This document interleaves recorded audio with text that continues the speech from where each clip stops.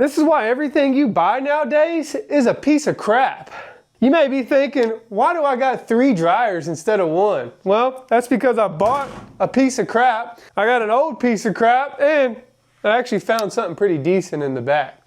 So I bought this GE dryer about 2 years ago. It had a 1-year warranty on it, and it came with a washer, all for around $1,200–1,300 bucks. Pretty sweet deal, I thought. Well, this thing worked great for a year, because that's how long the warranty lasted. Then 3 months after that, it stopped doing what it was meant to do. Try and close. It still rolled and it still blows, but it did not get hot, and it won't get hot again now. So originally when it broke, I fixed it with a brand new heating element, which you got to take the whole thing apart to fix, and GE wanted 200 bucks for it. I got a $130 one from my local hardware store. Fixed it up, and it worked great for another 6 months. And now it's sitting here again, and this is the 3rd time it's gone bad. So instead of keep spending $130 every 6 months, I'm getting rid of this thing, and I'm using my old piece of crap as a backup, and I found me the best dryer in the world, which is a Speed Queen. Now, I don't want to talk too good on it because then this thing will mess up, but I got this thing for a heck of a deal. We bought it from an appliance store, but I thought it was messed up. Turned out somebody just didn't wire it up right to the main plug here, and it was blowing breakers. Whoa, it popped the breaker. Let's check the cord. It blew my breaker. I checked the wiring, fixed it, and now it works. And the best part about it is it gets hot. Now, the only thing I gotta worry about is I technically didn't get a warranty with it because it was already a warranty dryer. Somebody kept blowing their fuse in their house because it wasn't wired up right, so they just got Speed Queen to warranty it out. So that's why I got it so cheap. You gotta look for the deals. These dryers are like 1,200 bucks a piece. I got it for like $1,000 off by buying a broken one. So the real question is why is a company like Speed Queen doing such a good job, and why is a company like GM still making crap? Well, the answer to that all started almost 100 years ago. Let me explain while I'm getting this dryer out. So back in the 1930s, a company called GE and a bunch of other companies, they were making light bulbs. And they were making these light bulbs that were 2,000 hour light bulbs. Well, all the CEOs of these companies that were making light bulbs got together, and they started noticing that if they made too good of a light bulb, their sales would go down because people wouldn't buy new light bulbs because their light bulbs never went bad. And you could probably see where I'm going with this. Well, they created a group called the Phoebus Cartel. And the Phoebus Cartel's main purpose was to sell more light bulbs, but not in the way you think. They didn't make better light bulbs or brighter light bulbs. They actually made worse light bulbs. And you may be thinking, how could worse light bulbs sell more light bulbs? Well, that's where we get products like this now.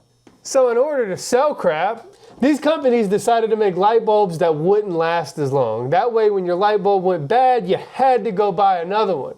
And out of this came a term called planned obsolescence. So you would think these companies, once they were found out they were doing this, they'd get in trouble. And they kind of did. There was a class action lawsuit to tell these companies basically to stop making bad products on purpose and make good products. So yeah, the Supreme Court told them, hey, class action lawsuit, you got to stop this stuff, man. You can't be making bad products and tell the people they're good products and do it all on purpose just so you could sell more products. And the companies were like, yeah, okay, we'll stop. We were caught red-handed. But nobody ever went to jail. Nobody ever was punished. I don't even think there was a fine ever given out. And this class action lawsuit happened in the 40s to early 50s, almost 20 years after the Phoebus Cartel was founded.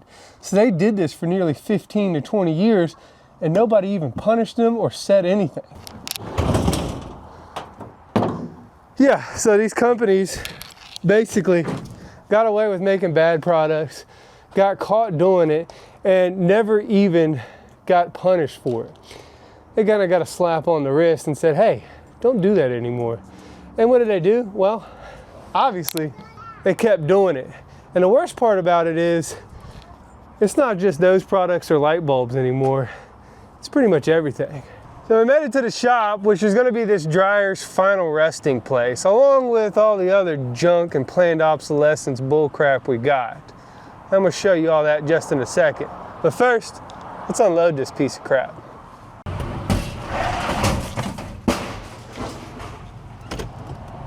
Now you just treat things how they treat you. That's what we're doing here, okay? So this thing, you know, didn't treat me very well, so we're not gonna treat it very well.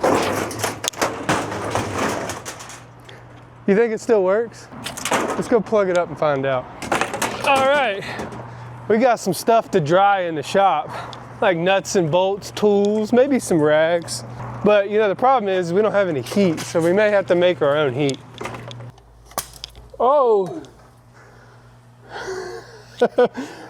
I think it doesn't work.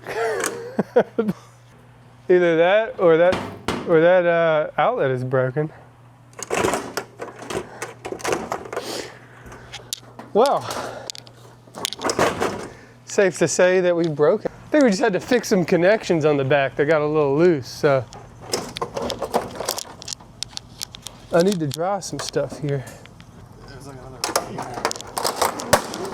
Okay, there we go. Oh man, we broke a lot of wires. There's some touching back here, huh? I don't know which one goes where. Whoa. Should we just guess? I mean, like, what's the worst that could happen, right? We already blew the breakers. Dang, you would think it wouldn't be that hard to break.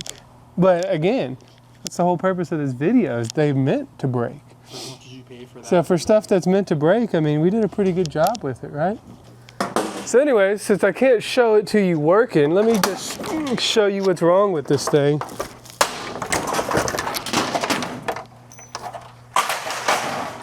I'm gonna show you the wrong way to do it too. So really, what I really wanted to do was turn this thing on and throw some like bricks and tools in it and ran it until it broke, but obviously one fall off a truck is all a GE dryer can take. So, unfortunately, you won't get that today. But we will take this thing apart and show you what the true problem is with it.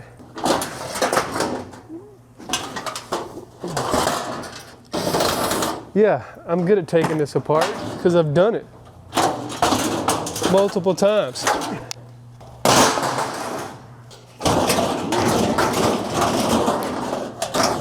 I'm your dryer repairman. All right, so if you get down in here, you can see that little piece of junk keeps melting off. And that's the problem. Also, look, I left my knife in here. That thing's been sitting in there for probably 3 months. There's also some loose stuff in here. But yeah, this is what keeps happening. So this is the heating element. Now, one thing that has to do with planned obsolescence with this thing is like, look at all the stuff we got to get to take the heating element even out of this thing. But back in the day, the heating elements on these things would be on the back side of the dryer, not inside the dryer where you had to like take the whole thing apart to get to it. Not to mention these little bolts right here are a pain in the butt. And this assembly right here is 130 bucks. Readily available though, because they're pieces of junk and they go bad all the time. Plus you got all these sensors up here that can go bad and cause your dryer to mess up. Yeah, junk. Anyway, that's it. That's what goes wrong with these things. Now, why did they make them go wrong like that? Well, because look, what you gotta do to get this thing out. And you gotta take the whole barrel out of this thing. You gotta take the whole door off of it. Now, look what we're left with, just nothing. Just 10 bucks, you know? And most people that aren't able-bodied like me, that don't take things apart, when they see a problem like this, what are they gonna do? Well, they're not gonna fix it. They're not gonna pay somebody $200 to come repair it 4 times every year. They're just gonna buy another dryer. And that's the whole purpose. Let me let you know a little secret. Maytag, GE, all these companies, they're all paired together now and they're all making the same junk. So they're all in cohets, just like the Phoebus cartel used to be. And they're making junk, that way we have to keep buying their junk. I mean, it even goes to the tool companies. You got Milwaukee and DeWalt, but here we got electric maps. And guess what? This thing was 30 bucks off of Temu. and it'll take lug nuts off. So we're getting scammed, folks. That's the real deal, okay? Not just dryers, it's not just tools, it's also what's out here in the parking lot. And you got old cars like this Chrysler right here. Now these weren't the best cars in the world back in the day, but people knew they weren't the best cars and they could easily go buy a better car like a Toyota or something like that. But still, this car was solid, and it still is solid. I mean, it's in great shape, and it's only got one minor issue with it that we're still trying to fix. But in general, I mean, it's a good running car. But then you got these new cars right here. You got this Ford Escape, you got this Chevy Cruze. I mean, these things are junk. I mean, look at this Ford Escape. It left a trail in the parking lot. Follow the trail, you see it, pulls up in the parking lot, comes here, and then you look underneath of it. Oh yeah, I can tell you right now, that transmission's toast. So yeah, it looks like a nice car though. It's a white Ford Escape, it's clean looking. You know, it looks like there shouldn't be anything wrong with it. Just like the dryer. Look like a brand new dryer, look like it should be working great, work for years to come, but it's a piece of junk. They don't make cars like this GMC Tahoe anymore. Those Tahoes literally would run forever. They still do run forever. The only thing that really goes bad, the only bad design they kind of had was the 4L60E transmission. And that thing put me through college because people love to get them fixed and keep the engines and the cars running on those things because they're rock solid cars. Same deal with the Tundras over here. This Tundra right here, it's a 07 model with like 180 some thousand on it. We're pretty sure it's just low on fluid. Rock solid car. Even this BMW V12 here. I mean, you can't find anything else like that. And that thing was made back in the 90s. You can't believe that they had all that technology back then. You would think like, oh, they weren't making V12s back then. Yeah, they were. And they were rock solid and they were awesome and they still are today. You think a V12 made today is going to be anything in 30 years? It's going to be just like the dryer. It's made of tin metal and it's scrap. That's all they're making nowadays. It goes all the way from your car to your refrigerator to your dryer to your computer, your laptop. You got to find good products. And the best products I have found for washers and dryers is Speed Queen. For cars, it's old Toyotas and some of the newer stuff. You know, the newest car I'll probably ever buy is the black Tundra that we brought the dryer here in. It's a 2012, and that's when they're still making them with a minimal amount of computers in them. There's still a good amount of modules in that thing, but it's less compared to a 16 model or an 18 model, or even worse, a 24 model. We come back in here to this dryer, that thing's got modules and sensors all over it. But you take apart the old Roper dryer that I got, and it's just a big old tank. That just dries your clothes. That's the nature of the beast nowadays, guys. If you want a good dryer, get you a Speed Queen. If you want a good laptop, get you a Levino ThinkPad X1. They're pretty decent. If you want a good cell phone, I don't even know what to tell you. Basically, just get an iPhone and hope it lasts and try to buy it used and get it fixed whenever it breaks. There's a lot of places fixing iPhones now. If you want a good car, get you a Toyota or something reputable. If you could find an old Chevy with the 5.3 in it that has the transmission updated, reputable. If you could find an old Toyota that doesn't have frame rust, reputable. The biggest stuff this planned obsolescence stuff happens with is appliances, cars, and cell phones, and electronics.